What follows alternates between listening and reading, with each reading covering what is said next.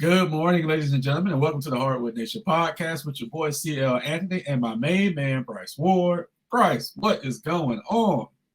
Oh, not much, man. As I say, every podcast we start, not much, but glad to be here. It's Wednesday morning for us right now, so we're trying out, I guess, a little different platform or a little different schedule. Let's see how it works. I'm excited. Yes, everything we do it for the people. Please like, subscribe, and share our content.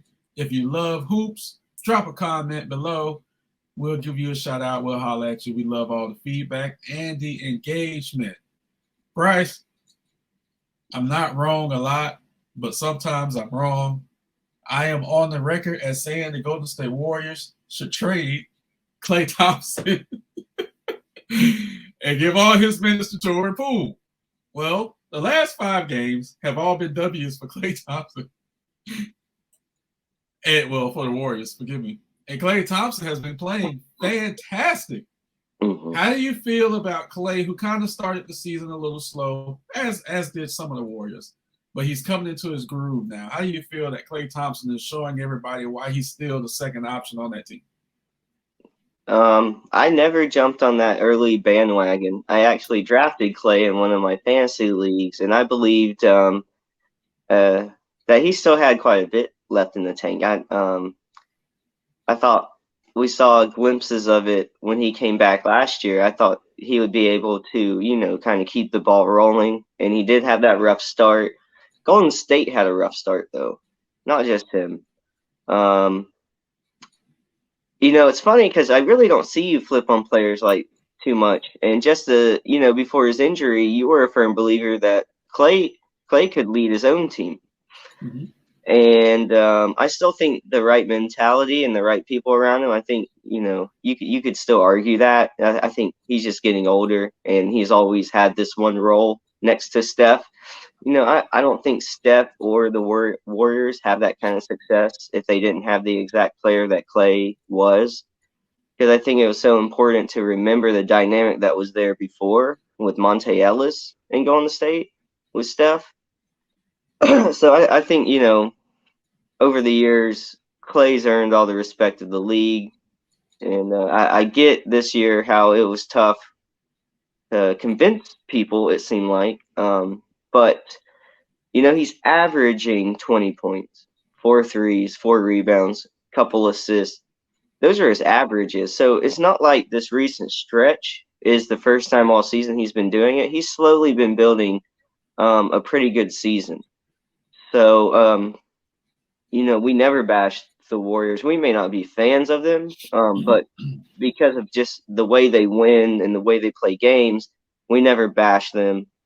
You've been a fan of Clay, I think, since he came into the league, but it's just nice because you saw him responding to it earlier in the season, getting aggravated with some of the way people were saying that he was kind of washed and that maybe it was time to move on. And now he's proving, like you just said, even without Steph, that he's able to come in. And I mean, he dropped 50 the other night. I mean, it's not like he's just coming in here and like 20 points is a good game. No, that's his average. Right. Now it's also made me question, how, we look at Steph as an all-time great. We're looking at Clay as probably a first ballot Hall of Famer, all these accolades, one of the best 3-point shooters we say we've ever seen. But, with Steph being out, with Clay being able to continue to play this way, how many props do you have to give Steve Kerr and how he has that system set up and how he makes everybody look good, right? Andrew Wiggins comes in there, fits into a system, starts looking better after a few years, brings in Jordan Poole as a rookie, and people start talking about the possibilities of how good he can be and how good he looked last year and so far some glimpses this year. But it's kind of like a plug and play situation. And, we've gotten Steph, who looks like an all-time great player. We have Clay, who looks like this phenomenal 3-point shooter and team player. But it's like, how much of it is Steve Kerr in that system he got? he has placed in, because that's when they really started having their championship success. Not that they weren't successful before, but like how much of it is the players and how much of it is Steve Kerr's system? Because we're seeing more than just Steph and Klay thrive at this point. Right. I think Steve Kerr gets a lot of the credit for this. But to touch back on Klay, I never turned my back on Klay. I still love Klay. Let's just set the record straight. I still love Klay. Financially, you need to move on from Klay. That's what I was saying. And he has lost the step since the injury. Not his fault, but he had 2 devastating injuries back to back. So it's not his fault. But you have this young stud who is just a firecracker in Jordan Poole. You have to give the guy minutes. They're both playing well right now with Steph being out. So that's good. So Klay's showing that he still have value. Do I still think they should trade Klay? Absolutely, they should trade Klay because you can't pay everyone. Draymond Green is going to be the first to leave. Klay is going to be the next to leave. But in Klay's last 5 games, as you talked about, with his 54 piece against Atlanta, then he had 31, 29, and 24. And then he did have an 11-game stinker against the Knicks, but he's made up for that.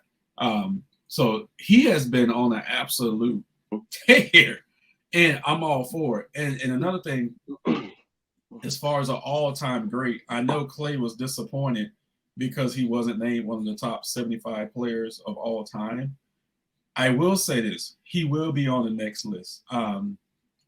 I was shocked when they released the list last year and Reggie Miller, who wasn't on the first list in the top 50, was added on the second list in the top 75.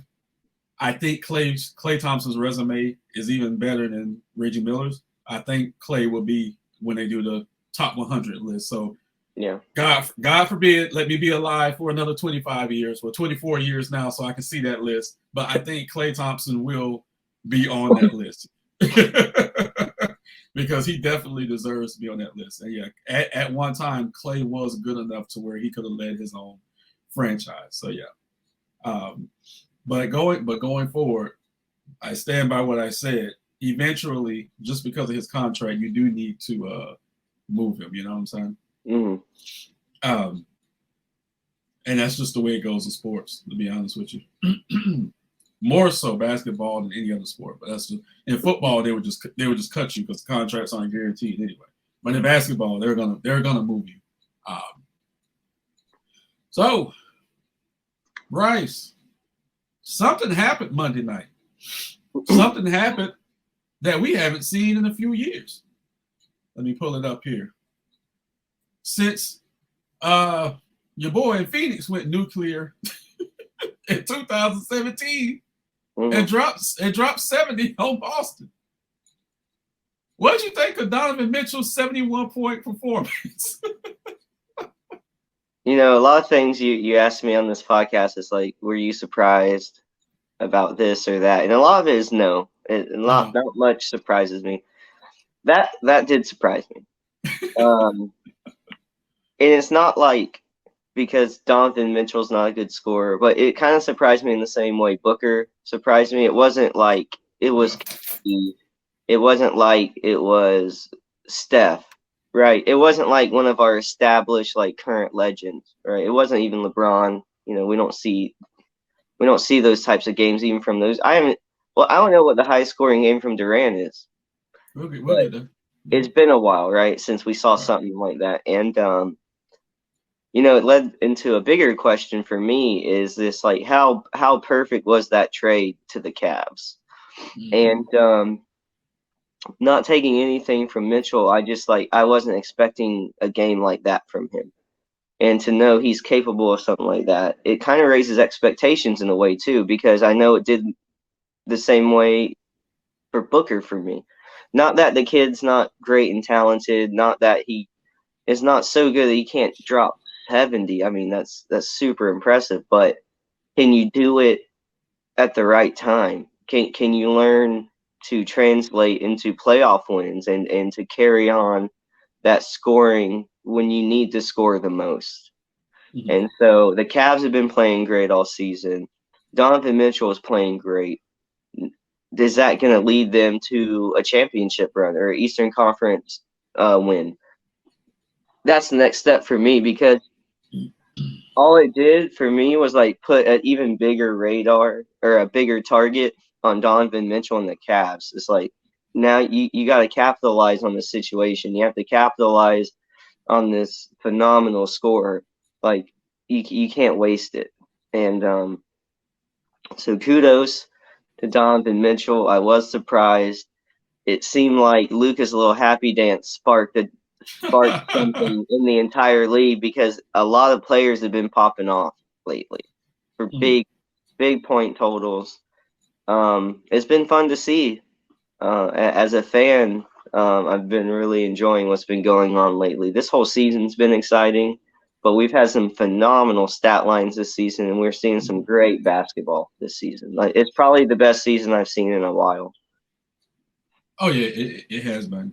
And just like when we spoke about Luka last week off of his amazing triple-double, this came in an overtime win against the Chicago Bulls, who haven't had the best seasons, right? So every one of those 71 points was needed for Cleveland to pull this win out. And that's what I like, because I would rather him do it this way versus doing it in a 30-point blowout. They're on the wrong side of that blowout, right? So, so it makes it, to me, it just makes it more impactful that he was able to pull this out. As of right now, Cleveland is still fourth in the East. Like, they've been hovering around 3 or 4 for the duration of the season, so they're still there. I mean, if I was to tell you that Cleveland would be ahead of Philly and Miami in the offseason, a lot of people would have been shocked.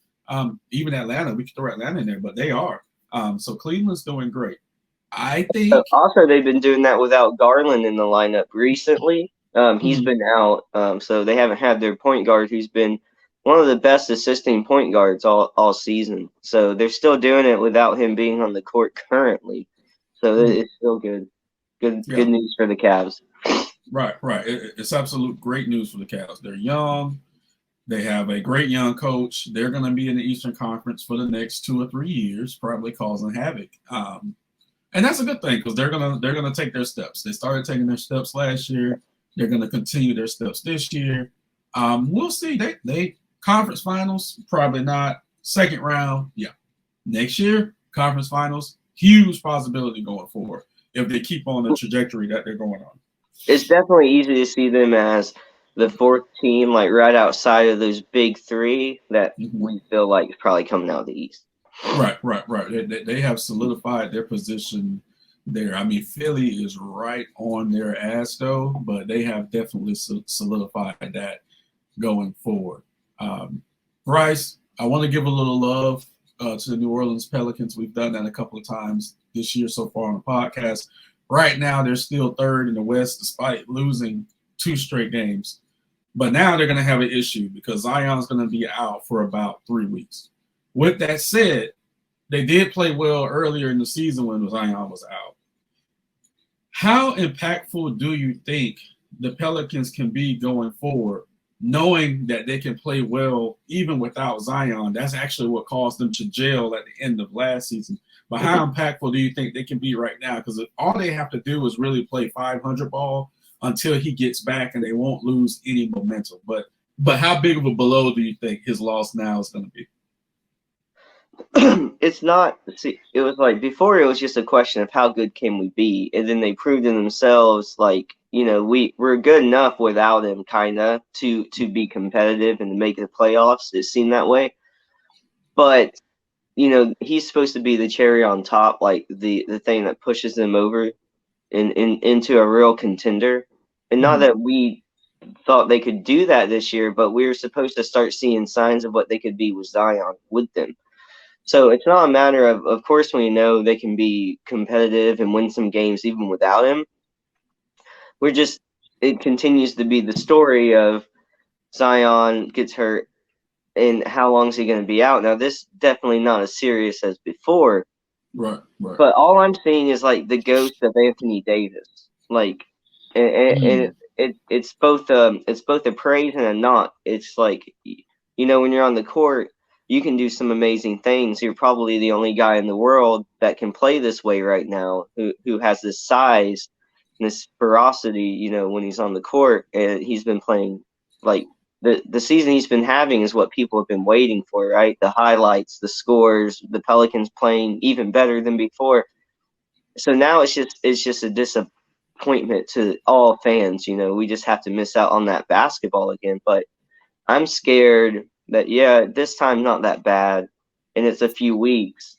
But Anthony Davis has had that happen I don't know how many times. And then, a bigger injury down the road, or it's a bunch of these small ones, and he happens to be out at the beginning of the playoffs one time. It's still a problem.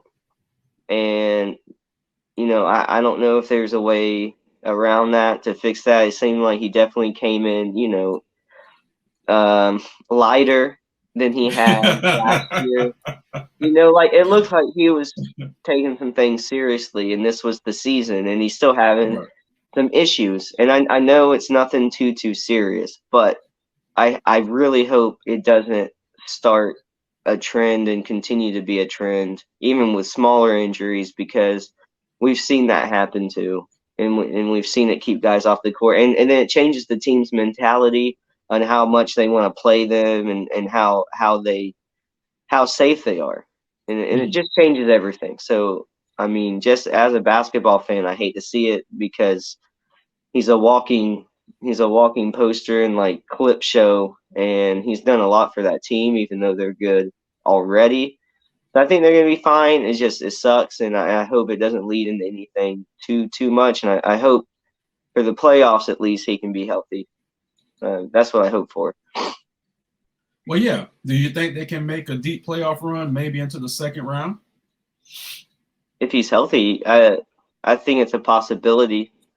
The West is tough, but that doesn't mean injuries and surprises don't happen. You have to make yourself available and try to be as healthy as a unit a team can be to take advantage of situations. But it wouldn't surprise me by any means, no. Got it.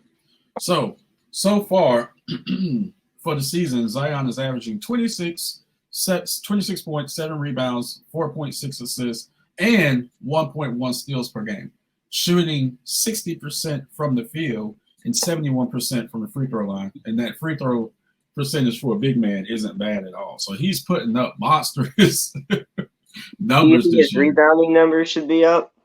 Okay? His rebounding numbers should be up, but he makes up for it with the assists. So, but that is Charles Barkley light.